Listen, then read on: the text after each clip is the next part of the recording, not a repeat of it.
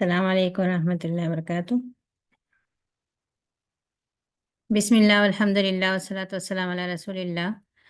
الحمد للہ نحمدہ ونستعینہ ونستغفرہ ونعوذ باللہ من شرور انفسنا من سیئات اعمالنا من یہدہ اللہ فلا مضل له ومن یضلل فلا ہادی له واشهد ان محمدا عبدہ ورسولہ صلی اللہ علیہ وسلم تسلیما کثیرا، اما بعد۔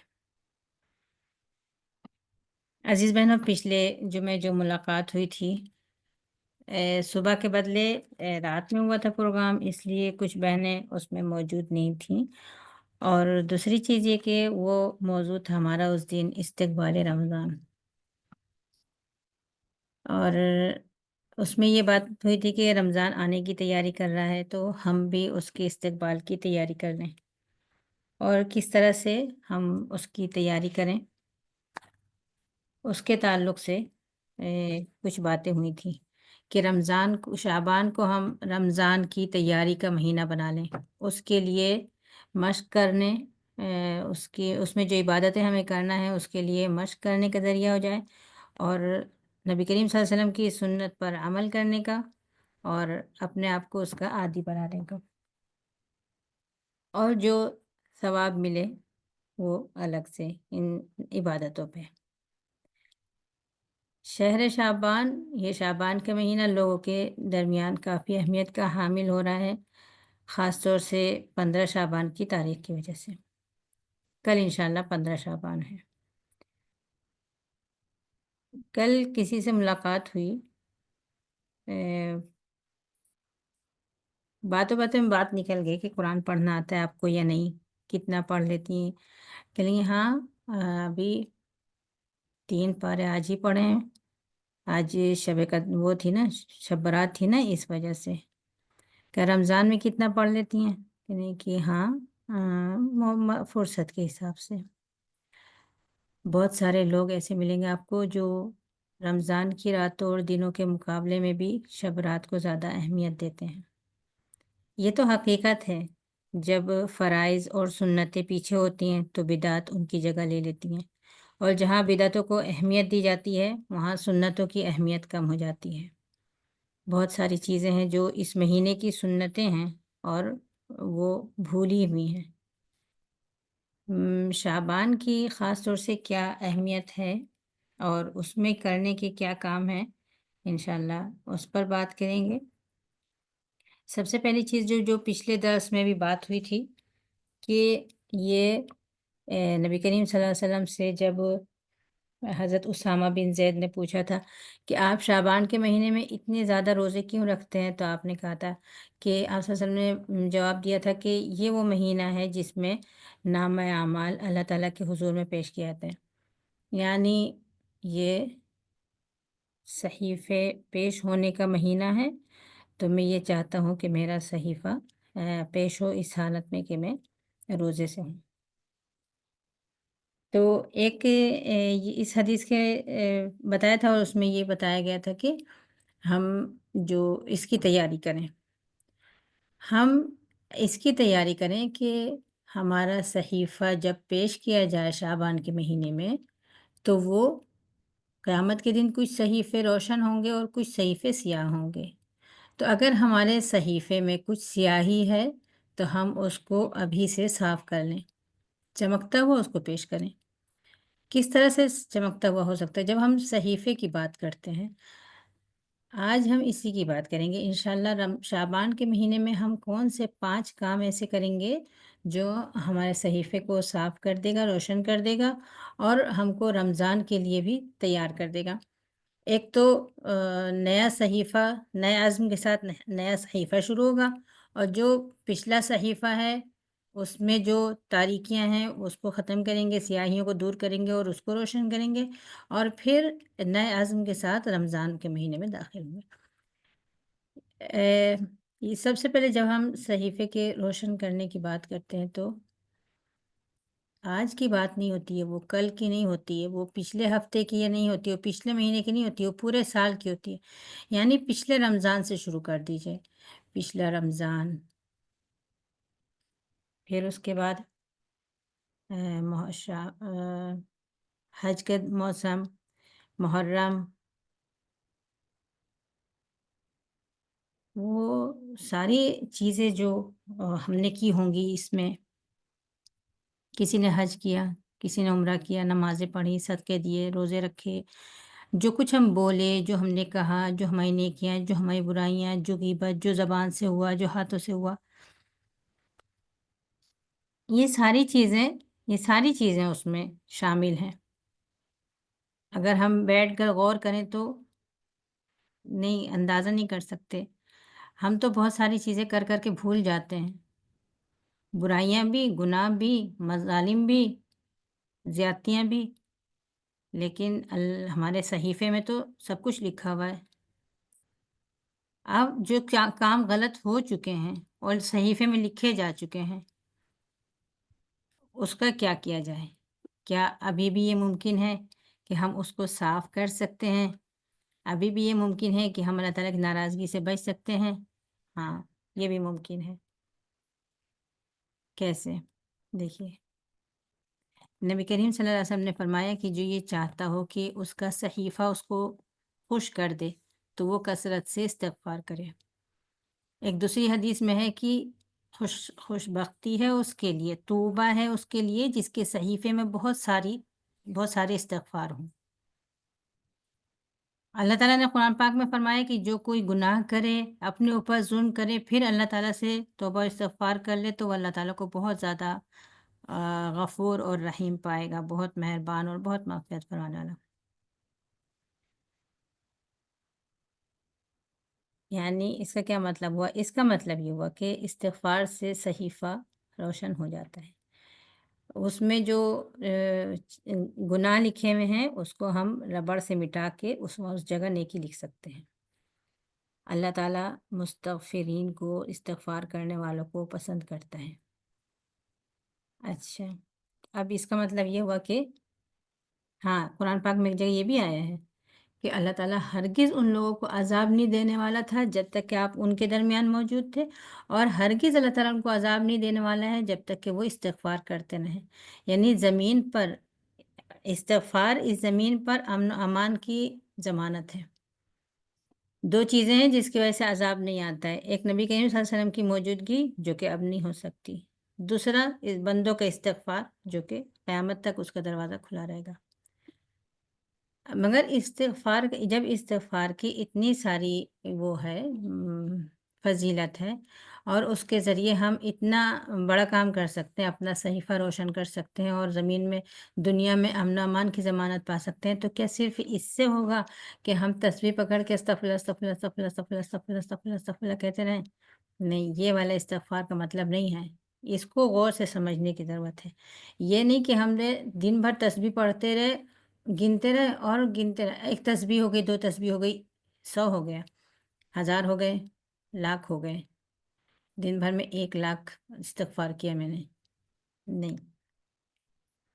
جب یہ اتنی بڑی بات ہے، پورے سال کے صحیفے کو کہ میں جو بھی ہمارے صحیفے میں جو کچھ ہے اس کو صاف کرنے اور اس کو مٹانے اور اس کو چمکانے کی بات ہو رہی ہے، تو اتنا آسان نہیں ہے، اس کو اس حساب سے سمجھنا ہوگا، اس کی اہمیت کو سمجھا جائے۔ جب اللہ تعالیٰ کہہ رہے ہیں کہ یا ابن آدم لو بلغ ذنوبک عنان السماء ثم استغفرتنی لغفرت لک ولا ابالی، اے ابن آدم اگر تیرے گناہ آسمانوں کو چھو لیں پھر تو مجھ سے استغفار کرے، توبہ کرے، تو میں تجھے معاف کر دوں گا، کوئی بات نہیں۔ تو یہ اگر اس اہمیت کو سمجھتے ہوئے استغفار کریں، اور اس لیے صرف یہ نہیں کہ استغفر اللہ استغفر اللہ، جیسے پچھلے درس میں بھی آیا تھا، استغفار کے صیغے بدل کے اور اس کے معنی کو محسوس کر کے اور دل سے اس دل کے احساس کے ساتھ، شعور کے ساتھ، اپنے گناہوں پہ ندامت کے ساتھ، آئندہ وہ گناہ نہ کرنے کے عزم کے ساتھ اس طرح سے استغفار کیا جائے۔ استغفار کی ایک صیغہ، ایک دعا نبی کریم صلی اللہ علیہ وسلم کی دعاؤں میں آتی ہے، اللہم اغفر لی خطیئتی و جہلی و اسرافی فی امری وما انت اعلم بہ منی، اللہم اغفر لی خطیئتی و عمدی۔ اللهم اغفر لي خطئي وعمدي وهزلي وكل ذلك عندي. اللهم اغفر لي ما قدمت وما أخرت وما أسررت وما أعلنت. أنت المقدم وأنت المؤخر وأنت على كل شيء قدير. اب ان الفاظ پر غور کریے. ایک طرف یہ تصور کریے کہ گناہوں کے احساس نہیں ہے، یہ بھی ہم نہیں سوچ رہے ہیں کہ ہم نے کیا غلطی کی ہوگی، اور یہ بھی نہیں سوچ رہے ہیں کہ وہ کیسے مٹ سکتی ہے، اور مٹ بھی سکتی ہے کہ نہیں مٹ سکتی ہے، اور ہم نے کیوں کی تھی وہ غلطی. نہیں، صرف تسبیح لے کے استغفر اللہ استغفر اللہ استغفر اللہ استغفر اللہ استغفر اللہ بسم اللہ واتوب الیہ استغفر اللہ بسم اللہ واتوب الیہ. اور ایک یہ ان الفاظ پر غور کریے: اے اللہ تو معاف فرما دے میری خطاؤں کو، میری غلطیوں کو، میری نادانیوں کو، اور میری زیادتیوں کو، اور جو تو جانتا ہے وہ بھی. یعنی میں یہ جانتی ہوں کہ میں نے غلطی کی، میں نے بہت جگہ نادانی کی ہوگی، میں نے بہت جگہ تجاوز کیا ہوگا، بہت ساری چیزیں جو میں نہیں جانتی ہوں اللہ تعالیٰ آپ جانتے ہیں، وہ بھی معاف کر دیجیے. یا اللہ میں نے جو بھولے سے کیا وہ بھی معاف کر دی، جو غلطی میں نے جان بوجھ کر کی وہ بھی معاف کر دی، جو غلطی میں نے مذاق میں کی وہ بھی معاف کر دی. یا اللہ یہ سب میرے صحیفے میں موجود ہے، نادانی میں کی گئی، جان بوجھ کر کی گئی، مذاق میں کی گئی، یہ ساری غلطیاں میرے اندر موجود ہیں. یا اللہ معاف کر دے جو میں نے پہلے کیا، جو بعد میں کیا، جو کھل کے کیا، جو چھپا کے کیا، اور جو تو جانتا ہے. تو ہی بڑھانے والا ہے، تو ہی پیچھے کرنے والا ہے. اے اللہ تو ہر چیز پر قدرت رکھتا ہے. اللهم اغفر لي خطئي وجهلي وإسرافي في أمري وما أنت أعلم به مني. اللهم اغفر لي خطئي وعمدي وهزلي وكل ذلك عندي. اللهم اغفر لي ما قدمت وما أخرت وما أسررت وما أعلنت. أنت المقدم وأنت المؤخر وأنت على كل شيء قدير. اس میں کی ایک چھوٹی دعا ہے: اللهم اغفر لي ما قدمت وما أخرت وما أسررت وما أعلنت وما أسرفت وما أنت أعلم به مني. أنت المقدم وأنت المؤخر وأنت على كل شيء قدير. دونوں میں سے ہے.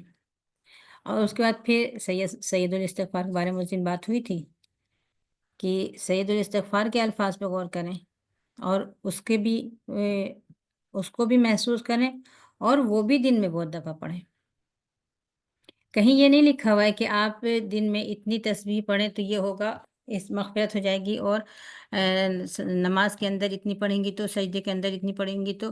کہیں گن کے نہیں لکھا ہوا ہے کہ آپ 1000 1,00,000 پڑھیں گی تو آپ کا استغفار ہو جائے گا. لیکن آپ اپنے دل میں اپنے آپ سوچئے کہ میں کتنی زیادہ استغفار کر لوں، کتنا زیادہ استغفار کر لوں، اور کتنے عظیم الفاظ میں کر لوں، اور کتنے وسیع انداز میں کر لوں کہ میرے جتنے بھی گناہ ہوں، جس طرح کے بھی ہوں، وہ سب معاف ہو جائیں.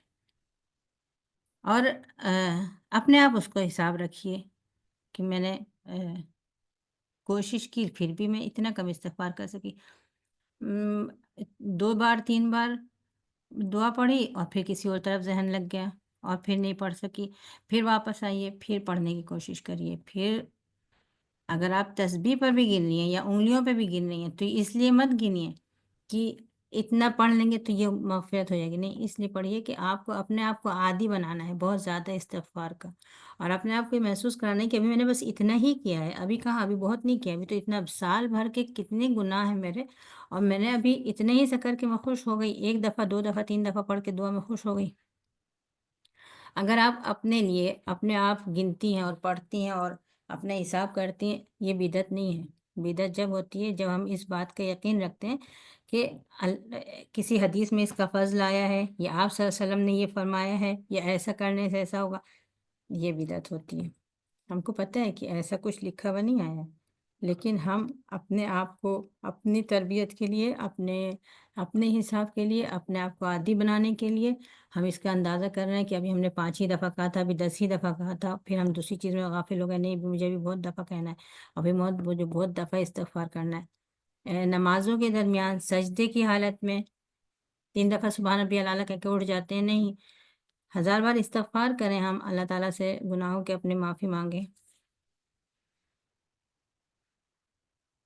اللہ تعالیٰ گناہوں کو معاف کر دیں.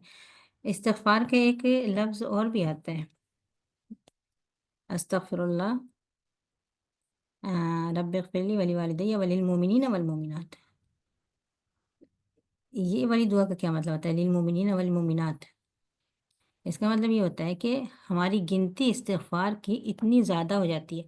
کیوں؟ اس لیے کہ یہ ہے نا کہ جو کسی کے لیے کسی مومن کے لیے دعا کرتا ہے، فرشتے اس کے لیے دعا کرتے ہیں، اور جو کسی دوسرے کے لیے دعا کرتا ہے اس کے لیے بھی وہ دعا لکھ دی جاتی ہے۔ یعنی اگر آپ یہ کہیں گے کہ اللہ تعالیٰ فلاں کی مغفرت فرمائے، تو فلاں کی بھی مغفرت لکھی گئی اور آپ کے لیے بھی لکھی گئی۔ تو اگر ہم نے کہا کہ تمام مومنین کی مغفرت فرما دے اللہ تعالیٰ، تو ان تمام مومنین کی جو تعداد تھی اتنی تعداد میں وہ استغفار ہمارے نامہ عمل میں لکھا جائے گا۔ تب کیا ہوا؟ تعداد بہت بڑھ گئی۔ علامہ ابن تیمیہ کہتے ہیں، کہا جاتا ہے کہ علامہ ابن تیمیہ اپنی دعا کا حصہ بنائے رہتے تھے اس استغفار کو، اللہم اغفر لی وللمؤمنین والمؤمنات والمسلمین والمسلمات الاحیاء منہم والاموات۔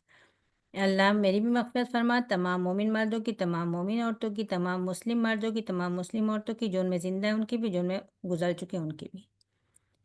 اس گنتی کی کوئی تعداد ہے؟ کوئی تعداد نہیں ہے۔ اس طرح سے ہمارے صحیفے میں کتنی سارے استغفار ہو جائیں گے اور کتنی ساری خطائیں مٹ جائیں گی، بس شرط یہ کہ ہم اس کو سمجھ کے شعور اور احساس کے ساتھ اور اللہ تعالیٰ سے امید اور التجا کے ساتھ اس استغفار کو کریں، اور یہ امید رکھیں کہ اللہ تعالیٰ ہمارے ان لوگوں کی استغفار کی وجہ سے اللہ تعالیٰ ہم کو معاف فرمائے۔ یہ پہلی چیز ہو گئی، جس کا ابھی باقی 15 دنوں میں بھی ہم کو بہت خیال رکھنا ہے، اور عادت ہو جائے گی پھر اس کی ان 15 دن میں کثرت سے استغفار کرنے کی، اور اس کو محسوس کرنے کی، اور شعور کے ساتھ اپنے گناہوں کی مغفرت کرانے کی، تو پھر ہم کو رمضان میں بھی اس کی آسانی ہوگی۔ اور انشاءاللہ جس نے شعبان میں بویا ہوگا وہ رمضان میں پھل دیکھے گا، یا ہم نے شعبان میں معاملات طے کر لیے تو رمضان میں پھر ہم کو دستاویز یا اقرار نامہ مل سکتا ہے انشاءاللہ۔ جن لوگوں کو رمضان میں دوزخ سے آزادی کے پروانے ملتے ہیں، اللہ تعالیٰ ہم سب کو ان میں شامل کرے اور ہمیں بھی دوزخ سے آزادی کا پروانہ مل جائے۔ استغفار کے ساتھ اب ایک اور چیز جو بہت ضروری ہے، جس کا پچھلے درس میں بھی مختصر میں ذکر ہوا تھا، کہ کسی کے بھی کوئی حق ہے وہ اس کو ادا کر دینا ہے۔ شعبان کے مہینے میں ہی آپ کو اپنے تمام حساب کتاب صحیح کر لینا ہے اور اپنے فائل درست کر لینا ہے۔ کسی کو کچھ دینا تھا، کسی کا قرض باقی ہے، کسی کی کوئی امانت رکھی ہوئی ہے، کسی کا وراثت میں حصہ باقی ہے، کسی کا کوئی حق ہے ہمارے پاس، کوئی بھی چیزیں ہیں، وہ حقوق اپنے رشتہ داروں کے بھی ہو سکتے ہیں، اولاد کے بھی ہو سکتے ہیں، پڑوسیوں کے بھی ہو سکتے ہیں، غریبوں کے بھی ہو سکتے ہیں، یتیموں اور بیواؤں کے بھی ہو سکتے ہیں۔ مالی معاملات، کسی بھی طرح کا کسی کا کوئی حق بنتا ہے اگر، یہ نفس بہت لالچی ہوتا ہے اور اس کے اندر سے کچھ بھی نکالتے ہوئے اس کو بہت تکلیف ہوتی ہے، اور طرح طرح کے حیلے اور بہانے آ جاتے ہیں، بہت سے حیلے آ جاتے ہیں اس چیز کے لیے کہ ہمارے پاس سے جیب سے مال سے کچھ نکلے نہ، لیکن یہ نکالنا ہی خیر ہے۔ ابھی تک ہمارے صحیفے میں اگر کوئی کوتاہی اور بخل اور حق تلفی کسی کی لکھی ہوئی ہے، اس پر توجہ دیں۔ ورثہ کا مال ہے، ہمارے ذمہ ہے، ہم اس کی حفاظت کر رہے ہیں، اور ساتھ ساتھ ہم بے ایمان لکھے جا رہے ہیں، نعوذ باللہ نعوذ باللہ، اللہ تعالیٰ محفوظ رکھے۔ اتنی بڑی جاگیر پر یہاں سے وہاں تک کے پر فخر کرتے ہیں کہ ہماری زمین یہاں سے لے کے وہاں تک ہے، وہ آپ کی زمین تو نہیں ہے، وہ تو ابھی ابا کے بھائیوں میں بھی نہیں تقسیم ہوئی ہے، پھر اپنے بھائیوں میں بھی نہیں تقسیم ہوئی ہے، اور وہ وراثت میں چل رہی ہے وہ زمین، اور پچھلی 2 نسلوں اور 3 نسلوں کے حقوق اسی زمین میں ہیں، اور اس کو پورے کو اپنا سمجھنا اور اس پر دعوت کرنا اور فخر کرنا، اور ظاہر سی بات ہے جب اتنی بڑی زمین جب اتنے لوگوں میں بٹے گی، دادا کے بھائیوں میں، پھر ابا کے بھائیوں میں، پھر اپنے بھائیوں میں، تو بہت تھوڑا سا ہاتھ میں آئے گا، اور یہ تصور ہی کہ اتنی بڑی زمین میں سے صرف اتنا میرا ہوگا، تو جو مضبوط ہوتا ہے وہ اس کو دبانے کی کوشش کرتا ہے، اور جو کمزور ہوتا ہے وہ اس پر مجبوراً صبر کیے ہوا ہوتا ہے، ایسا نہیں کہ اس نے دے دیا ہے، چاہے وہ بیٹیاں ہوں، چاہے وہ پھپھیاں ہوں، چاہے وہ بہنیں ہوں، اگر ان کا حصہ مال میں موجود ہے، ان کے پاس ان کا ادا کر دیجیے، چاہے بانٹ کے پورا ختم ہو جائے، کچھ بھی نہ ملے، لیکن گناہ تو نہ ملے، پکڑ تو نہ ہو، دوزخ کی آگ تو پیٹ میں نہ جا رہی ہو۔ یہ سارا رزق حرام کا ذریعہ ہے۔ بہت ساری چیزوں کو ہم رزق حرام میں جوڑتے ہیں، لیکن اس کو نہیں جوڑتے۔ جو بہنوں کا وراثت میں حصہ نہیں دیتے ہیں یا پھوپھیوں کو وراثت میں حصہ نہیں دیتے ہیں، اس کو ہم رزق حرام نہیں جوڑتے ہیں، یہ بھی تو رزق حرام ہے۔ تو اگر بچوں کو رزق حرام سے پیٹ بھرایا تو ان کی تربیت اچھی کیسے ہو سکتی ہے؟ اور اگر ہم نے نعوذ باللہ لقمہ حرام منہ میں لیا تو دعائیں قبول کیسے ہو سکتی ہیں؟ یہ معاملہ، رزق کا معاملہ، حلال اور حرام کا معاملہ بہت سنگین ہے۔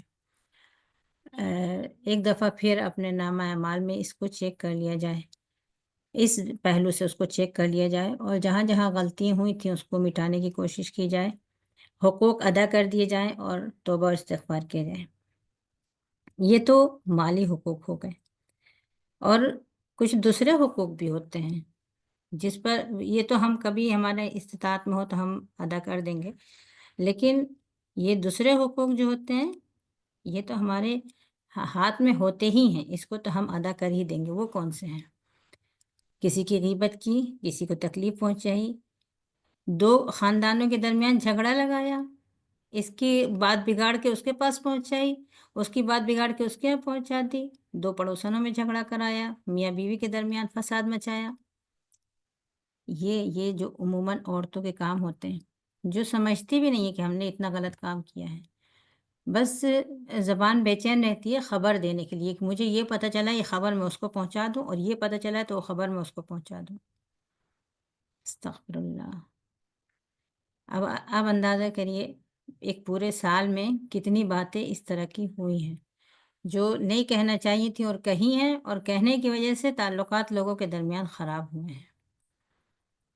کیا ان کے حقوق بھی ادا ہو سکتے ہیں؟ چلیے ان کا حق ادا کیا جائے۔ کیسے؟ پہلے تو جن کے ہم کو نام یاد آ رہے ہیں، جن کے ساتھ ہم نے ایسا کیا ہے، کچھ لوگ ایسے ہوتے ہیں، کچھ لوگ تو ایسے ہوتے ہیں کہ غیبت ہو جاتی ہے ان کی، کبھی اس کی کبھی اس کی، تھوڑی تھوڑی کی بھی کسی کی بات ہوگی، کبھی کسی، کچھ لوگ ایسے ہوتے ہیں جن کی بہت زیادہ بات ہوتی ہے، کبھی کوئی مجلس جمی نہیں کہ ان کی غیبت ضروری ہے۔ ہوتے ہیں وہ لوگ، ان کے اندر اس طرح کی حرکتیں ہوتی ہیں، خاندان بھر کے لیے وہ درد سر ہوتے ہیں، لیکن ایک بار ہم سوچیں بھی تو کہ اگر وہ اس طرح کی ہے، وہ آزمائش ہے پورے خاندان کے لیے اگر، تو ہمارے بیٹھ کر باتیں کرنے سے اس سے فائدہ کیا ہوا ہمارا یا اس کا؟ تو اس طرح کے جو لوگ ہیں جن کے بارے میں معروف ہے کہ اگر ان کا مجلس میں ذکر آیا تو ہر ایک کے پاس سے کچھ نہ کچھ برائیاں اس کی نکل آئیں گی، ان کا ذکر مجلس میں نہ آنے دیا جائے، پرہیز کیا جائے۔ جیسے ہی ان کی بات شروع ہو فوراً وہیں روک دیا جائے کہ نہیں نہیں، بس بس بس، یہ ان کی بات نہیں کریں گے، کسی اور کی کریں گے۔ لیکن اگر ہم نے کی ہیں اس طرح کی باتیں تو پھر وہ لوگ جن کو ہم جو ہمارے ذہن میں نہیں، خیال میں نہیں ہے، ان کے لیے تو عمومی استغفار ہوگی، لیکن جو اس طرح کے لوگ ہیں جن کا ہمارے ذہن میں خیال آ رہا ہے کہ جن سے ہمیں تکلیف تھی یا شکایت تھی اور ہم نے ان کی شکایت کی ہے، یا ہم نے اس کی بات اس کو پہنچائی ہے، یا ایسا کیا، ان کے لیے نام لے لے کر استغفار کرنا ہوگا۔ اللہ تعالیٰ، میں نے اس کو فلاں دفعہ ایسے کہا، فلاں جگہ ایسے کہا، پھر مجھے اب افسوس ہے، مجھے ندامت ہے، اللہ تعالیٰ اس کو معاف فرما دے، اللہ تعالیٰ اس کے لیے دعا کی جائے۔ ایک چیز یہ بھی ہو سکتی ہے کہ اس سے جا کے معافی مانگ لی جائے، لیکن یہ کام کوئی نہیں کر سکتا ہے، الا یہ کہ کسی کو بہت کوئی مضبوط ہو اور وہ جو اس کا رد عمل ہے اس کا مقابلہ یا اس کو برداشت کر سکتا ہے، اس لیے ظاہر سی بات ہے اس کا رد عمل سامنے آئے گی، اس کو اگر برداشت کر سکتے ہیں تو ٹھیک ہے۔ پھر اور کیا کر سکتے ہیں؟ یہ پتہ ہے نا ہم کو کہ نیکیاں برائیوں کو مٹاتی ہیں، تو ہم نے جو برائی کی ہے اس کو مٹانے کے لیے کچھ نیکیاں کرنی ہوں گی، کچھ نیک کام کرنے ہوں گے۔ اگر ہم نے دنیا میں کوئی ایسا کام کر دیا، اس کی کوئی ضرورت پوری کر دی، اس کا کوئی مسئلہ حل کر دیا، اس کے نام سے اگر صدقہ کر دیا، یہ تو دنیا کا مسئلہ ہے، لیکن اگر ہم نے اس وقت اس کام میں کوتاہی کی تو سمجھیے آخرت میں تو حساب کتاب اسی سے ہوگا نا۔ پھر وہاں پہ کیا ہوگا؟ وہاں ہم نیکیاں لے کے پہنچے ہوئے ہوں گے اور بہت ساری نیکیاں ہماری، اور اگر بہت سارے اس کے اوپر لوگوں کے اوپر ظلم کیے ہیں اور غیبت چغلی کی ہے اور لوگوں کے درمیان بگاڑ کیا ہے اور فساد مچایا نعوذ باللہ، تو پھر تو یہی نیکیاں ہوں گی جو پھر بٹیں گی، اور پھر اگر نیکیاں کم پڑ گئیں تو پھر اس کے گناہ ادھر الٹے جائیں گے؟ نہیں نہیں، کیا کرنا ہوگا پھر؟ ابھی دنیا ہی میں کچھ چیزیں اس کے لیے کر دی جائیں، اس کے لیے مغفرت کر دی جائے، اس کے نام صدقہ کر دیا جائے، اگر ممکن ہو اس سے جا کے معافی مانگ لی جائے، ممکن اس کے کسی کام میں مدد کر دی جائے، ممکن ہو تو اس سے کسی کام کے ذریعے اس کا دل خوش کر دی جائے، اس طرح کی جو بھی چیزیں ہوں۔ ایک رواج ہو گیا ہے، ملتے ہیں کہتے ہیں غلطی معاف کرنا، خالی غلطی معاف کرنا، اور کچھ کہا اور بھی کس سے کہتے ہیں؟ جس سے ہم خوش ہوتے ہیں اس سے کہتے ہیں معاف کرنا، اور جس سے ہمیں اندیشہ ہوتا ہے کہ ہم نے کیے ہیں اس کے حق میں غلطیوں سے نہیں کہتے کہ ہمیں غلطی معاف کرنا۔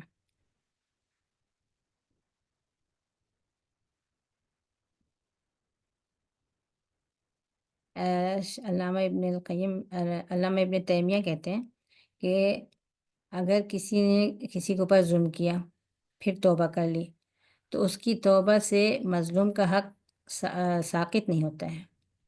یعنی اگر میں نے کسی کے اوپر ظلم کیا تھا، اب میں نے استغفر اللہ کہہ لیا، استغفر اللہ ربی من کل ذنب کہہ لیا، اور اللہم اغفر لی ما قدمت وما اخرت تو سب کچھ پڑھ لیا، لیکن میں نے اس کی حق تلفی کی ہے، تو اس مظلوم کو کیا ملا؟ اس کو کچھ نہیں ملا۔ اس کی اللہ ابن تیمیہ کہتے ہیں کہ اپنی توبہ مکمل کرنے کے لیے تمہیں ضروری ہے کہ اس کے اوپر جو ظلم ہوا ہے اس کا کچھ عوض پیش کرو۔ اگر دنیا میں تم نے اس کا عوض بدلہ نہیں دیا تو آخرت میں تمہیں اس کا بدلہ دینا ہی پڑے گا۔ تو اس لیے کوشش کریں دنیا ہی میں حساب برابر کر لیں کسی بھی طریقے سے۔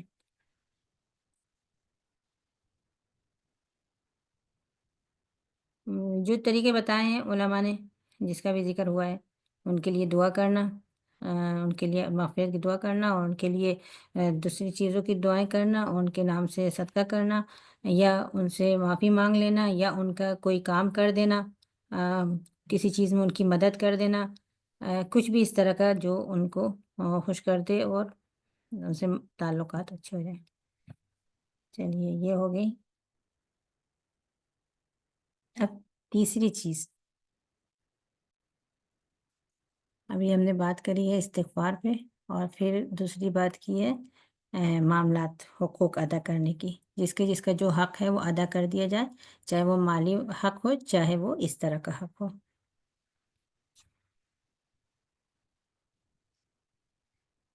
اب تیسری چیز یہ ہے کہ ہمارے اور کسی کے درمیان اگر اس وقت جھگڑا چل رہا ہو، کوئی اختلاف چل رہا ہو، اس کو ختم کر لیا جائے۔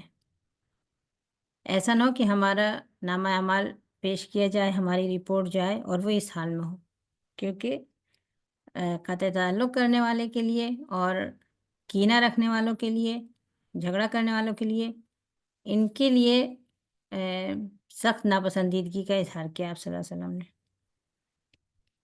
اچھا، وہ حدیث پڑھی ہے نا ہم لوگوں نے کہ نبی کریم صلی اللہ علیہ وسلم نکلے تھے گھر سے لیلۃ القدر کے بارے میں بتانے کے لیے، لیکن دو صحابہ کے درمیان اختلاف ہو گیا تھا، تو اس وجہ سے آپ صلی اللہ علیہ وسلم نے کہا تھا کہ میں بھول گیا۔ یعنی اگر ایک چھوٹے سے اختلاف کا نتیجہ یہ سامنے آیا تھا کہ آپ صلی اللہ علیہ وسلم بھول گئے تھے اور آپ نے وہ نہیں بتایا کہ لیلۃ القدر کب تھی، جیسا کہ حدیث میں آتا ہے، تو جو بھی ہم لوگ جو بھی آپس میں اگر یہ کام قطع تعلق یا جھگڑے یا ناراضگیاں، یہ چیزیں اگر دلوں میں ہوتی ہیں تو اس کا اثر پڑتا ہی ہوگا، ہر جگہ پڑے گا، کہیں نہ کہیں دل میں اور کہیں نہ کہیں نامہ اعمال میں اس کی سیاہی نظر آئے گی۔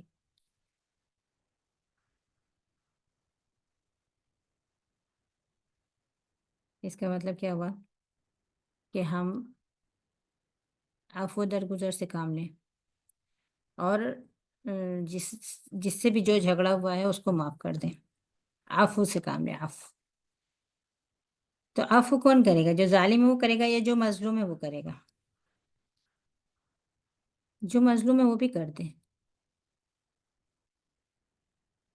دیکھیے نبی کریم صلی اللہ علیہ وسلم نے ایک بشارت دی تھی نا کہ جو دو لوگوں کے درمیان جھگڑا ہوگا اور اختلافات ہوں گے تو ان میں بہترین وہ ہے جو پہلے سلام کر لے، اور ایک جگہ یہ کہا تھا کہ ان دونوں کے درمیان ان دونوں کے لیے اجر ہے، اور اس میں مال غنیمت اس کے ہاتھ میں ہے۔ وَكَانَ سَبْقُهُ بِالْفَيْءِ كَفَّارَةٌ لَهُ، جو پہلے وہ کرے گا، ہاتھ بڑھائے گا، اس کو مال غنیمت ملا، اس کو فے ملا، اور وہ فے اس کے لیے کفارہ ہوگا، اس کے گناہوں کا کفارہ ہو جائے گا۔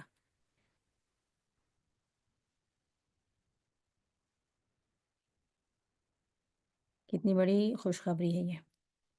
لیکن دیکھیے، مشکل تو ہوتا ہے بہت۔ کسی نے کسی کی طرف سے کوئی تکلیف ہوئی، بہت زیادہ تکلیف پہنچی، کسی کی طرف سے کسی نے بے عزت کرنے کی کوشش کی ہے، کسی نے ہم کو برا بھلا کہا ہے، کسی نے کچھ بھی ایسی ایسی چیزیں ہیں، تکلیف پہنچائی ہے اس نے۔ خاص طور سے بہت تکلیف ہو جاتی ہے جب عزت کے معاملے میں اور اولاد کے معاملے میں، یا اس طرح کی کوئی بات کوئی کہہ دے تو وہ بہت تکلیف کی بات ہوتی ہے۔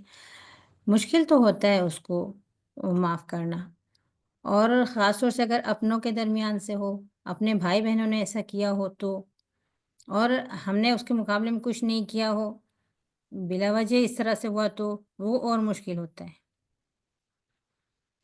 لیکن یہاں یہ نہیں کہا آپ صلی اللہ علیہ وسلم نے کہ جو ظالم ہے وہ آگے بڑھ کے معافی مانگے، اور وہ جھگڑا ختم کرے، اور وہ تعلقات درست کرے۔ نہیں، یہ کہا کہ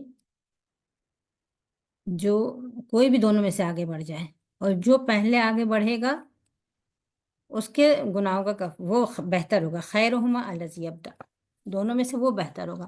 یعنی یہ نہیں کہ جو عبادت گزار ہوگا، جو صاحب قرآن ہوگا، جو بھی جس کے صدقے زیادہ ہوں گے، وہ نہیں، جو بڑھ کر پہلے ہاتھ ملا لے گا،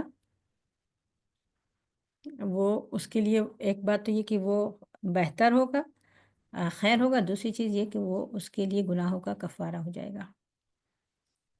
تو یہ جو وہ ہے، آفر ہے ایک طرح سے، اور جس نے اس آفر کو گنوا دیا، گویا اس نے جنت گنوا دی، اس نے مغفرت کا موقع گنوا دیا۔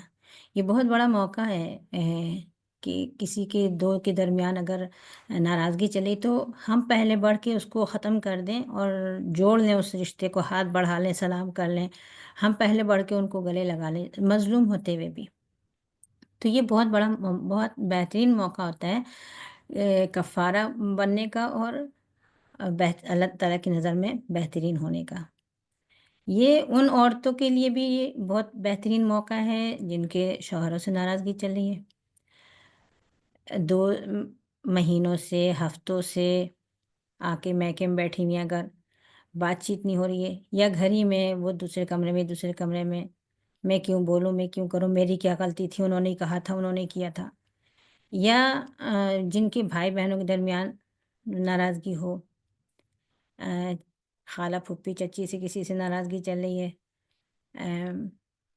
نئی بات ہو رہی ہے، نہیں، کیا وجہ ہوتی ہے اس کی؟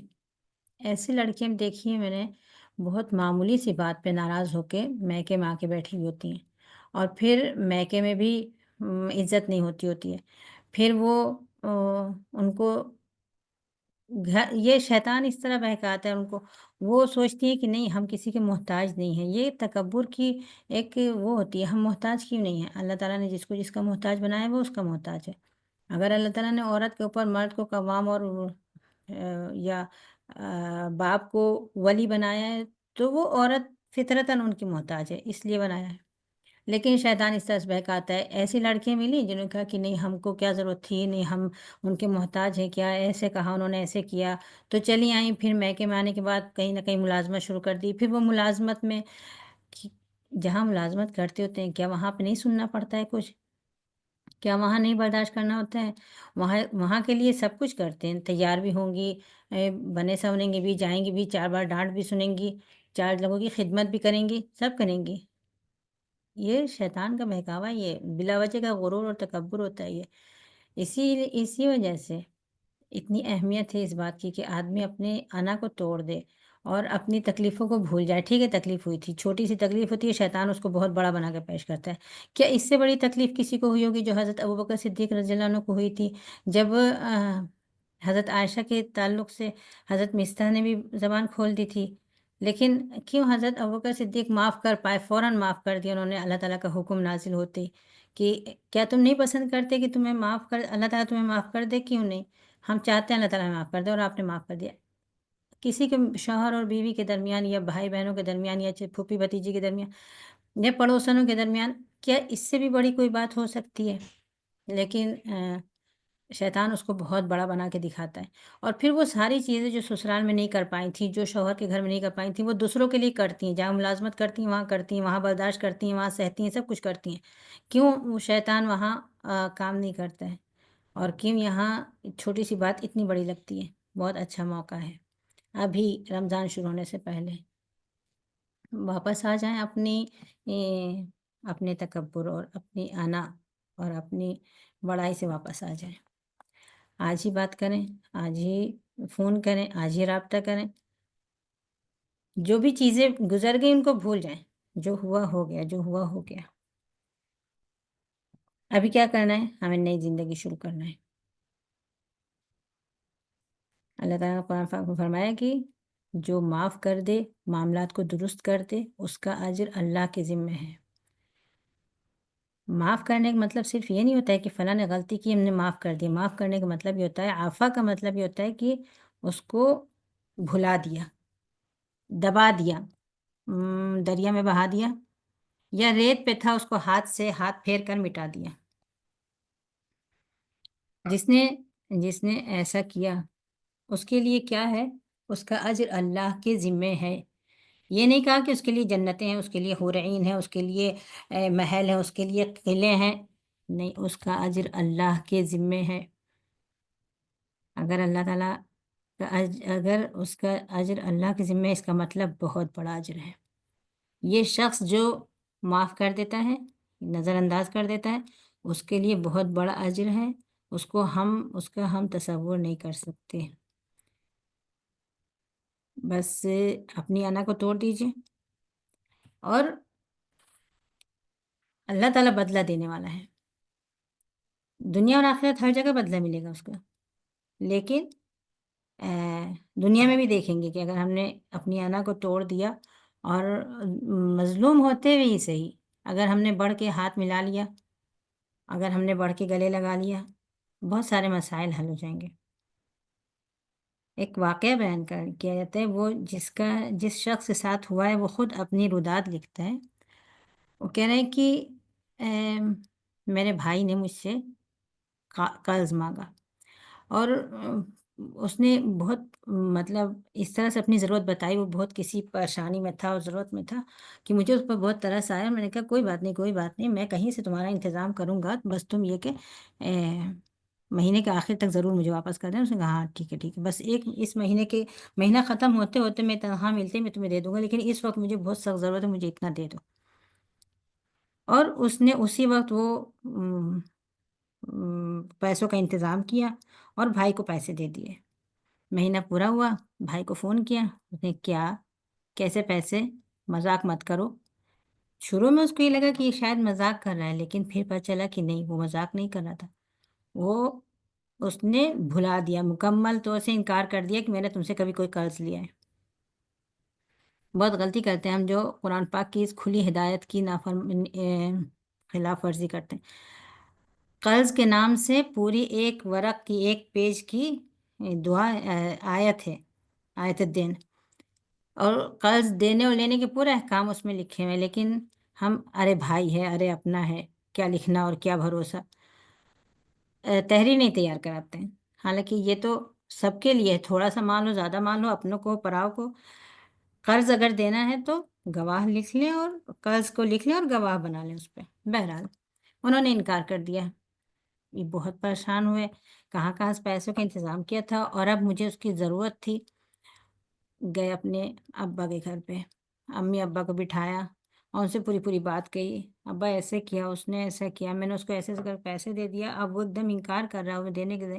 اب ان کے رونے پہ اماں ابا کو بہت دکھ ہوا، اور اماں ابا نے ان کے لیے اس کو بہت برا بھلا کہا اور اس کو بد دعا دی، چھوٹے بھائی کو۔ جب وہ وہاں سے نکلے اور یہ سن کے نکلیں کہ ابو نے بد دعا دے دی، اماں نے بد دعا دی، لیکن ابھی بھی دل مطمئن نہیں ہو رہا تھا، پریشانی تھوڑی دور ہوئی، جو پیسے لیے ہیں، جس کو دینا ہے، جو کام کرنا ہے، وہ تو نہیں، مسئلہ تو نہیں حل ہوا۔ اس کے بعد پھر 1-2 دن کے بعد ایک تقریر سنی، وہاں امام صاحب خطبہ دے رہے تھے، اور اس میں پوری باتیں تھیں کہ معاف کر دو اور صلح کر لو اور عفو درگزر سے کام کرو تو اللہ تعالیٰ کے اجر ہو اللہ، اللہ تعالیٰ کے ذمہ اس کا اجر ہوتا ہے۔ پھر اپنے مسئلے پر غور کیا، کیا کروں میں، کیا کروں؟ آخرت چاہیے، جنت چاہیے، تو پھر ٹھیک ہے، پھر مجھے کچھ کرنا چاہیے۔ بھائی کو فون کیا، اس سے کہا کہ جیسے ہی فون کیا ویسے ہی بھائی نے پھر چلانا شروع کر دیا کہ ارے میں نے تم سے کہا، میں نے کبھی تم سے کچھ نہیں لیا، پھر تم آ گئے، میں کوئی چیز نہیں تمہارے پاس، میرا کچھ نہیں۔ میں کہا نہیں نہیں، میں ایسا کچھ نہیں کہہ رہا ہوں، میں نے تو سب کچھ معاف کر دیا اور مجھے کچھ بھی نہیں چاہیے، اور میں نے امی ابو سے بھی کہہ دوں گا میں کہ تم نے میرا قرض ادا کر دیا ہے، اور پرسوں تم ابا کے گھر دعوت میں آنا، ابا گھر ہم لوگ اکٹھا ہوں گے، ٹھیک ہے۔ اس نے دعوت قبول کر لی، امی ابا کو آ کے بتا دیا انہوں نے کہ ابا انہوں نے قرض ادا کر دیا ہے اور کوئی مسئلہ نہیں ہے، ابا نے ان کو خوب دعائیں دیں، بہت اچھا بچہ، چلو قرض ادا کر دیا اس نے۔ پھر دعوت کے دن اکٹھا ہوئے تو اماں ابا خوب ان کو شاباشی دینے لگے کہ بیٹا تم نے بہت اچھا کیا، اس کا قرض ادا کر دیا۔ پھر ان کے اندر سے شیطان نے بھڑکانا شروع کیا، بار بار دل میں آ رہا تھا کہ نہیں، ابھی میں سب کے سامنے اس کو بتاؤں، میں کہوں بتاؤں کہ اس نے مجھے نہیں، کچھ بھی نہیں دیا، اس نے یہ جھوٹا، میں نے ایسے ہی کہا تھا۔ اندر جنگ چلتی رہی شیطان کے ساتھ اور ان کے ساتھ کہ بتا دیں یا نہیں بتائیں، بتا دیں نہیں بتائیں، لیکن اپنے اعصاب پر کنٹرول کیا اور اپنے نفس پر کنٹرول کیا، اور دعوت ہو گئی، کھا پی کے لوگ اپنے اپنی جگہ چلے گئے، کچھ نہیں کیا، صرف اس وجہ سے کہ میں نے معاف کر دیا، یعنی میں نے مٹا دیا، بس اب یہ جو چیز ہے ہی نہیں، مٹ گئی۔ اندر سے بہت الجھن، بہت شیطان کی گڑبڑ اور دکھ بھی، ایک طرف تو مالی نقصان، دوسری طرف اس نقصان کرنے والے کی تعریفیں ہو رہی ہیں، ان کو شاباشی مل رہی ہے، اور وہ خوب خوش ہو کے سامنے سے کھا پی کے نکل گئے، اور یہاں جسم سے خون خشک ہوتے چلے جا رہا ہے۔ پھر کیا ہوا؟ 2 رکعت نماز پڑھی، اللہ تعالیٰ سے کہا یا اللہ میرے اوپر ظلم ہوا ہے، میں نے اس کو تیرے حوالے کر دیا، اور سو گئے۔ رات میں خواب دیکھ رہے ہیں، وہ جو جن کا تھا وہ اپنا واقعہ خود بتانے کہ میں نے خواب دیکھا، کسی نے دروازہ بجایا، میں کہا کون ہے اتنی رات میں، کون آیا ہوگا؟ دروازہ کھولا تو کہا کہ دیکھا کہ نبی کریم صلی اللہ علیہ وسلم آئے، ان کو گلے لگ کے خوب رونے لگے، میرے ساتھ ایسا ایسا ہوا، آپ صلی اللہ علیہ وسلم لے کے گئے، ان کے ساتھ طواف کیا، صحیح کی، مطلب عمرہ کرایا، اور آنکھ کھلی تو فجر کی اذان ہو رہی تھی، دل کو بہت سکون ہوا۔ اتنا ہی کافی ہے کہ میں نبی کریم صلی اللہ علیہ وسلم کے ساتھ عمرہ کیا ہے۔ یہ اگر اب اللہ تعالیٰ ان کے ساتھ کیا کرنے والے ہیں، اور ان کا قرض کیسے ادا ہوگا، اور ان کو کیا ملے گا، لیکن صرف اتنا، یہ خواب اور یہ چیز ان کو بہت سکون ملا، اور کہنے کہ یہاں سے پھر میرا سارا غصہ اور جو میں شیطان آ رہا تھا وہ ساری چیزیں ختم ہو گئیں، میرے لیے بس اتنا کافی ہو گیا۔ تو اس کا جو عفو درگزر کرتا ہے اللہ تعالیٰ کے لیے، اس کا اجر اللہ تعالیٰ کے ذمے جب ہوتا ہے تو اللہ تعالیٰ کسی طرح سے اس کو دنیا میں بھی سکون اور اطمینان عطا کرتے ہیں، اور آخرت میں بھی اس کے لیے بہت کچھ ہوتا ہے۔ اور یہ مال آنے جانے والی چیز ہے، اگر اس نے بھائی نے نہیں لیا ہوتا، مان لیجیے چوری ہو گیا تھا، تو پھر بھی اللہ تعالیٰ کہیں سے ان کو عوض دیتے، پھر بھی ان کے پاس پیسہ کہیں سے آتا۔ یہ ایک مثال، ایک واقعہ، ایک مثال تھی کہ آدمی جب معاف کرنے چلتا ہے تو بھی شیطان اس کو بہت ورغلاتا ہے، جب وہ نظر انداز کرنے چلتا ہے تو بھی شیطان اس کو اندر سے بہت بھڑکاتا ہے، اور بہت چھوٹی چھوٹی چیزیں بہت بڑی بڑی بن کے سامنے آتی ہیں۔ ایسا کیا تھا اس نے میرے ساتھ، ایسا کیا تھا، یہ دن، یہ جذبات، یہ لمحات، یہ ظلم میں کیسے بھول سکتی ہوں، میں کیسے نظر انداز کر سکتی ہوں؟ لیکن کر دیجئے، صرف یہ سمجھ کے کہ اس کا بدلہ اللہ کے ذمہ ہے۔ اللہ تعالیٰ نے جہاں یہ کہا ہے کہ برائی کا بدلہ برائی سے لے سکتے ہیں، وہاں پھر دوبارہ آخر میں یہ کہا ہے کہ اور جس نے معاف کر دیا اور صبر کر لیا تو اس کا وہ عزم کی بات ہے، اور اس کا اجر اللہ کے ذمہ ہے۔ یہ باقی دن جو رمضان کے ہیں، اپنے آپ کو محروم نہیں کریں، اپنا نامہ اعمال پیش ہونے سے پہلے پہلے صاف کر لیں، اپنا دل صاف کر لیں، سارے جھگڑے، اور کوشش کریں کہ رمضان آئے تو ایک دم صاف دل سے رمضان میں داخل ہوں، کہ دوزخ سے آزادی کا پروانہ مل سکتا ہو۔ یہ دنیا ہر حال میں چھوڑ کے جانا ہے۔ یہ دنیا اللہ تعالیٰ کے نزدیک مچھر نہیں، مچھر کے پر کے بھی برابر نہیں ہے۔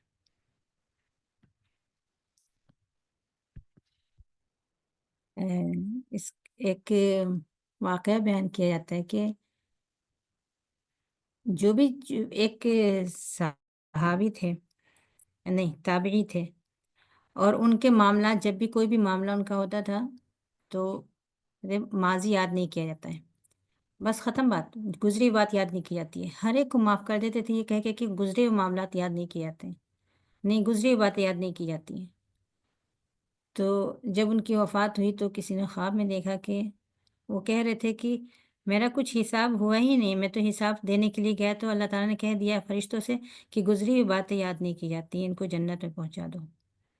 تو وہ جو عفو درگزر کا اللہ تعالیٰ نے بار بار قرآن پاک میں اس کی تاکید فرمائی ہے کہ اللہ تعالیٰ عفو درگزر کرنے والے کو پسند کرتا ہے۔ عفو درگزر اللہ تعالیٰ کی صفت ہے، اور اللہ تعالیٰ پسند کرتا ہے اس بندے کو جو اس طرح کا تعامل کرتا ہے۔ جہاں کوئی ہمارے ساتھ اچھا سلوک کر رہا ہے اس کے لیے عفو درگزر نہیں کہا جائے گا کہ آپ اس سے عفو درگزر کریے۔ کوئی ہم سے رشتہ داری کے تقاضے پورے کر رہا ہے تو نہیں کہا جائے گا کہ رشتہ اس سے جوڑیے۔ جہاں رشتہ داری کے تقاضے پورے نہیں ہوتے ہیں وہاں رشتہ داری کو جوڑنا پڑتا ہے، اور جہاں ظلم و زیادتیاں اور حق تلفیاں ہوتی ہیں وہاں کہا جاتا ہے کہ عفو درگزر سے کام لے لیا جائے۔ اللہ تعالیٰ ہم سب کا دل بڑا کرے، انانیت اور تکبر سے دل کو خالی کر دے، اور ہم اللہ تعالیٰ کے اجر کی امید پر عفو درگزر کا دامن ہاتھ سے نہ چھوڑیں۔ چوتھی چیز جو اس مہینے میں کرنے کی بتائی گئی تھی، کثرت سے روزہ رکھنا تھا۔ نبی کریم صلی اللہ علیہ وسلم کی سنت ہے یہ، اور رمضان کے لیے مشق ہے، اور ثواب بہت زیادہ ہے۔ جس نے اللہ کے لیے ایک دن روزہ رکھا، اللہ تعالیٰ اس کے دوزخ کو اس سے 70 سال کی دوری کر دیتا ہے، یا جس نے اللہ کے لیے ایک دن روزہ رکھا، اللہ تعالیٰ دوزخ کے اور اس کے درمیان ایک خندق پیدا کر دیتا ہے۔ من صام یوما فی سبیل اللہ بعد اللہ وجہہ عن النار 70 خریفا، اور دوسری جگہ ہے کہ من صام یوما فی سبیل اللہ جعل اللہ بینہ وبین النار خندقا۔ ایک شخص نبی کریم صلی اللہ علیہ وسلم سے پوچھنے آیا تھا کہ دلنی علی عمل اتمسک فیہ، کوئی کام بتائیے جو میں مضبوطی سے تھام لوں۔ آپ نے کہا تھا کہ روزے کثرت سے رکھو کہ اس کے برابر کوئی چیز نہیں ہو سکتی۔ لیکن روزے کا مسئلہ یہ ہے کہ ہر انسان بہت زیادہ نہیں رکھ سکتا، خاص طور سے عورتوں کے ساتھ جو مسائل ہوتے ہیں، بیماری کی وجہ سے، دودھ پینے والے بچوں کی وجہ سے، یا اور دوسری کمزوریوں کی وجہ سے۔ تو اگر بہت زیادہ نہیں رکھ سکتے ہیں تو بھی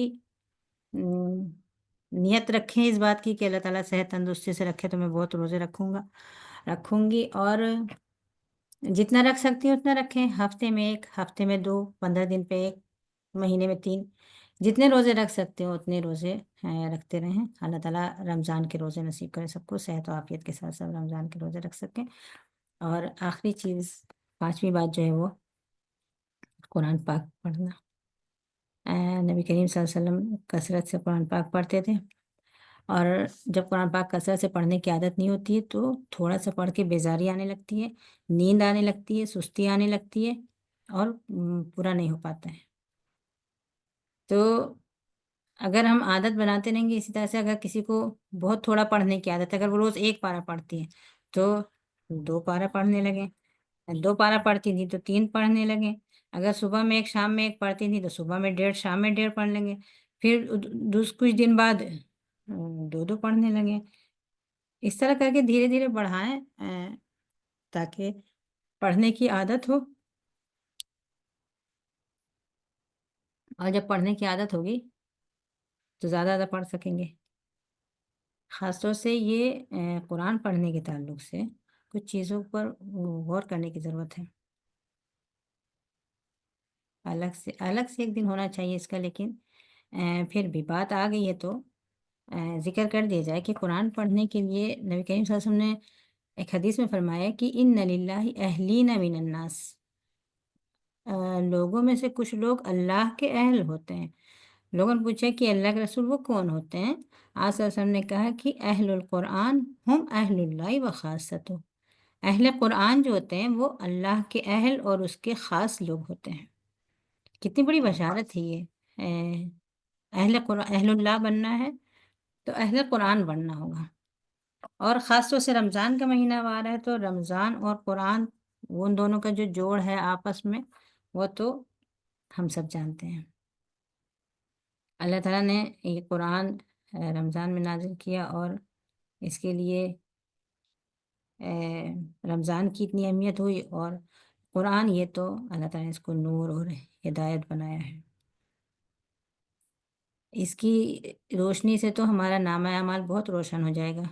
اگر ہم کو آج اپنے نامہ اعمال روشن کرنے کی بات کر رہے ہیں اور اس پہ سے سیاہی دور کرنا ہے، تو کثرت سے قرآن پڑھنا یقیناً یہ اس کی روشنی کا ذریعہ ہوگا۔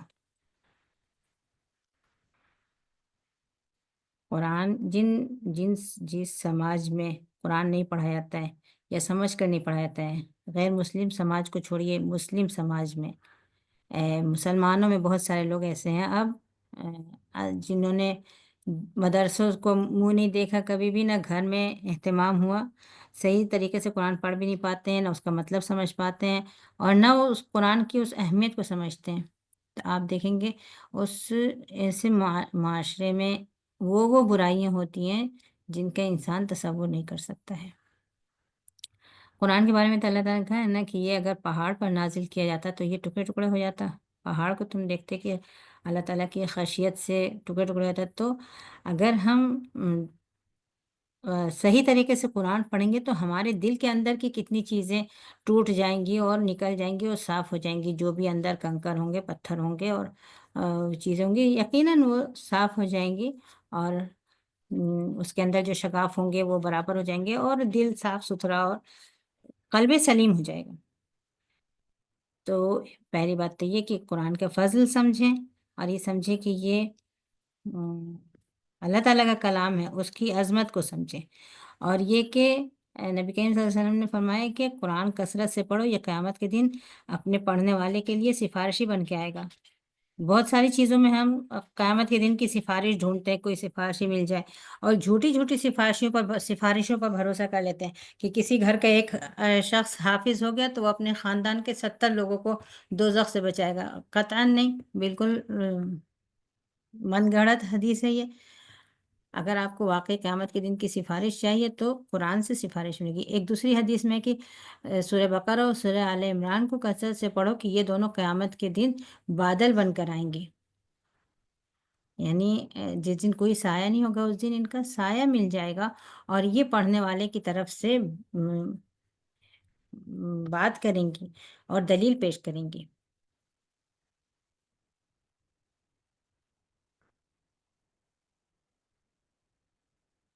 اللہ تعالیٰ نے اس کو کتاب مبارک کا ہے نا، یہ مبارک کتاب ہم نے آپ کی طرف نازل کی ہے، اس کی برکت ہر چیز میں ہے۔ آپ اگر گھر میں اگر قرآن پڑھا جاتا ہوگا تو آپ اس کی برکت دیکھیں گے اپنے بچوں پر، اپنے نفس پر، ہر کام کی توفیق، شادی بیاہ کے معاملات ہیں، پڑھائی کا معاملہ ہے، رنج و غم دور کرنا ہے، کوئی پریشانی ہے، کوئی چیز چاہیے، کوئی مطلوب ہے، کوئی کچھ بھی ہے، اس کے لیے ہر چیز میں برکت نظر آئے گی اس قرآن پاک کی۔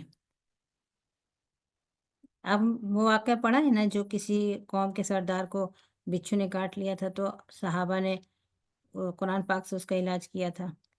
یہ تو برکت ہے، ہر چیز میں ہی اس سے برکت ہے۔ بس یہ کہ ہمیں یہ اس بات کو، عظمت کو سمجھنا کہ اللہ تعالیٰ کلام ہے، اور اس کی اہمیت کو سمجھنا، پھر اس کا حق ادا کر دینا۔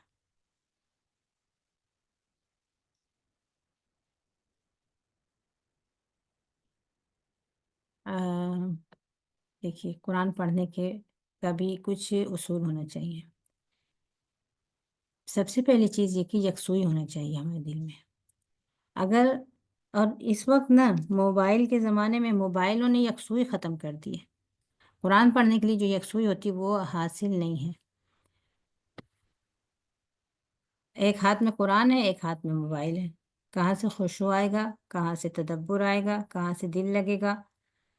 جہاں گھنٹی بجی فوراً ہر 5 منٹ پہ، ہر 2 منٹ پہ موبائل، کوئی بھی خبر آئے، کوئی میسج آئے، کچھ بھی ہو، یعنی اگر ہم ایسا لگتا ہے کہ اگر فوراً ہم نے نہیں دیکھا تو بس پتہ نہیں دنیا کا کون سا نقصان ہو جائے گا، اتنا ضروری ہوتا ہے دیکھنا۔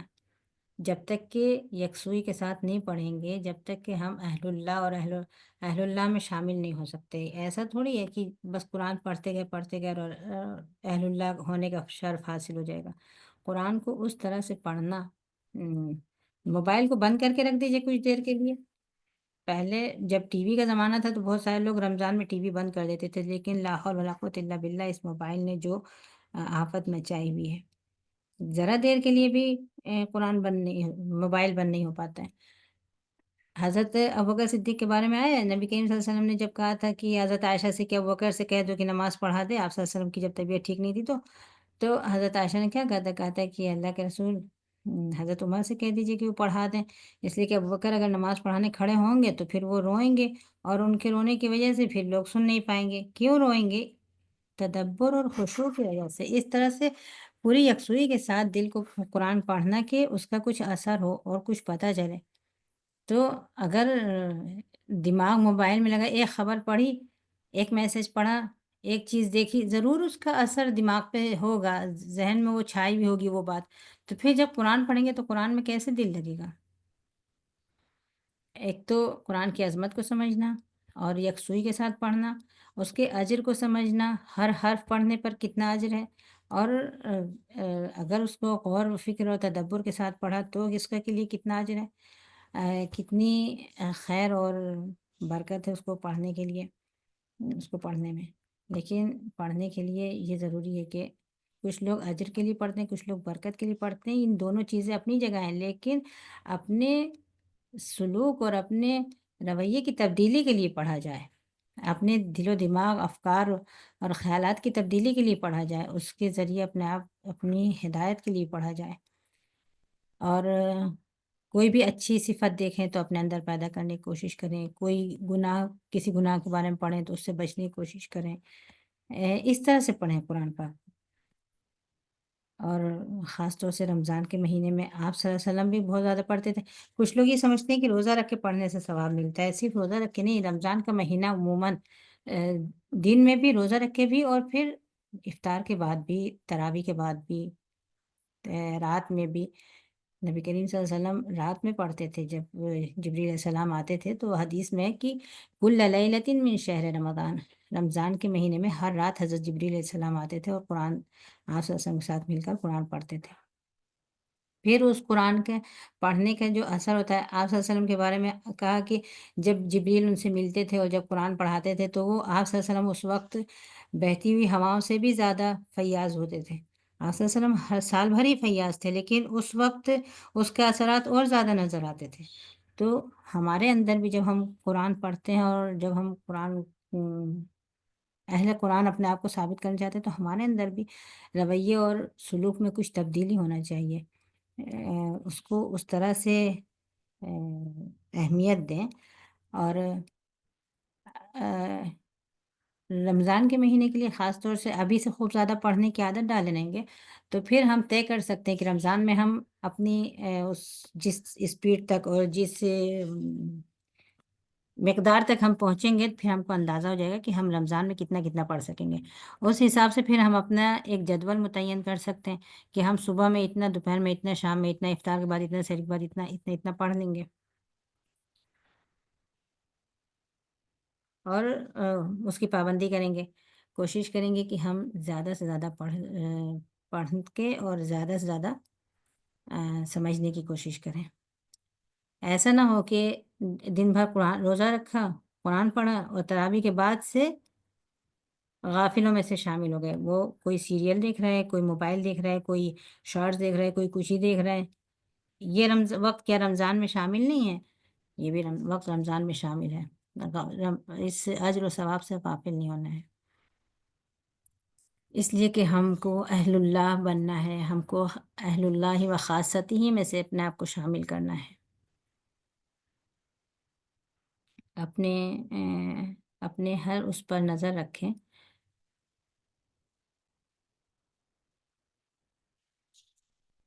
کوشش کریں کہ ہم جو پڑھیں اس پر قرآن پڑھتے وقت ہمارے اندر اس کے اثرات نظر آنے چاہیے. جیسے سورہ زمر میں آیا ہے کہ لوگوں کے رونگٹے کھڑے ہو جاتے ہیں اور ان کے دل نرم ہو جاتے ہیں. اسی طرح سورہ اسراء میں بھی آیا ہے کہ وہ لوگ روتے ہیں اور سجدوں میں گر جاتے ہیں، ان کے اندر خشوع و خضوع بڑھ جاتا ہے. تو ہم بھی جب قرآن پڑھتے ہوں تو اس کی عظمت کو محسوس کریں کہ ہم اللہ تعالیٰ کی کتاب پڑھ رہے ہیں اور اس کا اتنا ثواب ہے اور اتنی اس کی برکت ہے اور اس میں ہدایت ہے اور اس میں یہ رحمت ہے، اور اس سے جس نے اعراض کیا اور جس نے منہ پھیرا اس کے لیے کتنی وعید اور کتنی سزا اور کیا چیزیں ہیں. تو قرآن کو صرف اس کا وہ نہ بنا لیں کہ فلاں فلاں وقت یہ سورہ پڑھنا ہے اور اس وقت یہ سورہ پڑھنا ہے اور اس وقت یہ سورہ پڑھنا ہے، بس اتنا پڑھ کے اور ختم ہو گیا. اور پھر یہ تسبیحات پڑھنا اور یہ درود پڑھنا اور یہ دعا پڑھنا ہے، پڑھ لیا اور ختم ہو گیا. اور اس کے بعد پھر دن بھر رات بھر موبائل میں جو کچھ دیکھا، جو کچھ کیا، جو کچھ کرا، غفلت کے ساتھ، نہ اپنے اندر کوئی تبدیلی آئی، نہ اجر کی کوئی امید ہوئی، کچھ نہیں. اس کیفیت سے نکالنا ہے اپنے آپ کو. دعاؤں کی اپنی فضیلت ہے، لیکن ابھی ہم نے الوابل الصیب کے درس میں دیکھا ہے کہ دعاؤں کی اپنی فضیلت ہے اور ذکر و استغفار کا اپنا مقام ہے، اور جو موقع موقع سے صبح شام یا کھانے کی یا نکلنے کی دعائیں ہیں ان کا اپنے مقام ہے. لیکن قرآن پاک زیادہ سے زیادہ قرآن پاک پڑھی جائے. وَالذِّكْرَ كَثِّرْ وَالْقُرْآنَ خَيْرُهُ إِلَّا بِمَا أُثِّرَ فِيهِ غَيْرُهُ، کہ ذکر و اذکار تو بہت زیادہ ہوتے ہیں لیکن قرآن پاک ان میں سب سے بہتر ہے، الا یہ کہ جہاں خاص طور سے کسی کو پڑھنے کی بات آ گئی ہے وہ دعائیں وقت پر پڑھی جائیں. جب ہم قرآن پڑھیں تو ایسا ہونا چاہیے جیسے چٹیل میدان میں بارش ہوتی ہے اور ہریالی نظر آنے لگتی ہے، اس طرح ہمارے دلوں پہ اثر ہونا چاہیے قرآن پاک کا.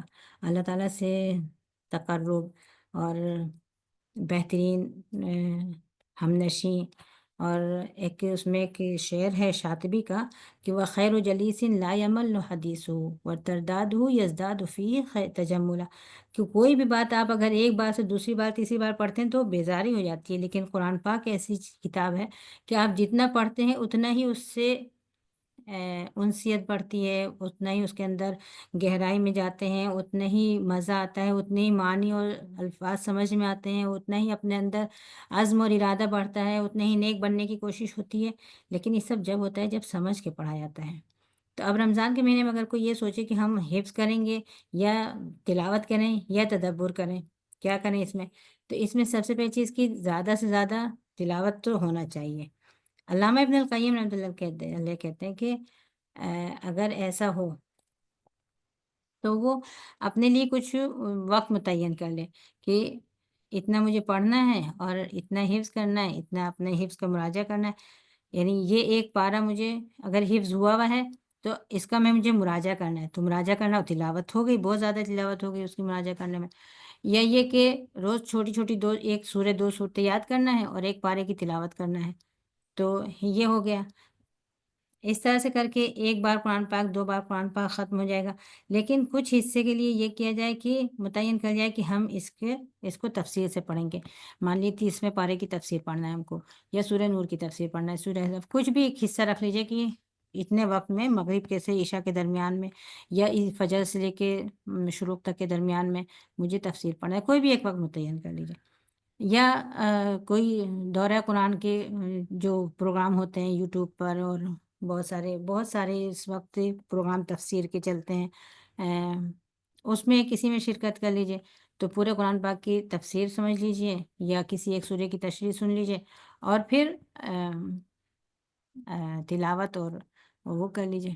لیکن اس کے لیے بھی کہ آپ کو بہت زیادہ قرآن رمضان میں بہت زیادہ تلاوت کر سکیں، اس کے لیے بھی آج ہی سے عادت ڈالیے. ابھی جو 15 دن باقی ہیں اس میں اگر ہم کثرت سے تلاوت کریں گے تو انشاءاللہ آگے ہم اچھی طرح سے آسانی کے ساتھ کر سکیں گے. اور اپنے آپ کو جو بھی چیزیں ہیں، جیسے اب قرآن پاک میں ہم پڑھتے ہیں کہ سورہ مومنین میں کہ وہ لوگ لغو چیزوں سے دور رہتے ہیں، تو پھر اس پر غور کریں کہ ہم لغو چیزوں سے دور ہیں کہ نہیں ہیں. کوئی بھی چیز جو بھی ہم پڑھیں اس کو اپنے اندر پیدا کرنے کی کوشش کریں. اور قرآن کا ساتھی بننے کے لیے ضروری ہے، اس کے لیے ضروری ہے کہ ہم قرآن کو اپنا ساتھی بنا لیں. صاحب قرآن ہو جائیں، ہر دوست، ہر ساتھی دھوکہ دے سکتا ہے سوائے قرآن کی صحبت کی۔ یہ صحبت بہت مبارک ہے، یہ دنیا میں بھی آپ کے ساتھ رہے گی اور قبر میں بھی ساتھ میں جائے گی، اور وہاں بھی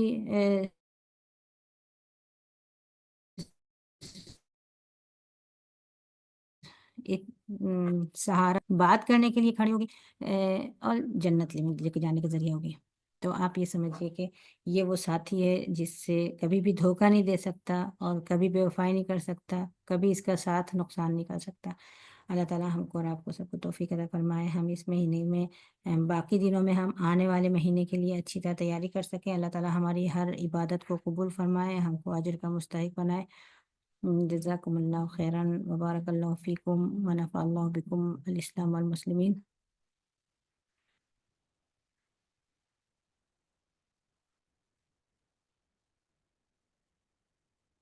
اللہم اغفر لنا، اللہم بارک لنا فی رمضان، اللہم بلغنا رمضان، اللہم بلغنا شعبان و بلغنا رمضان وارزقنا عبادت فیہ۔ اللہ تعالیٰ ہمیں جو شعبان کے جو دن بچے ہوئے ہیں اس کی میں بھی نیکی کی توفیق عطا فرمائے، اور اللہ تعالیٰ صحت و عافیت کے ساتھ رمضان نصیب کرے، اور رمضان میں نیکیوں کی توفیق عطا کرے اور ان نیکیوں کو قبول عطا فرمائے۔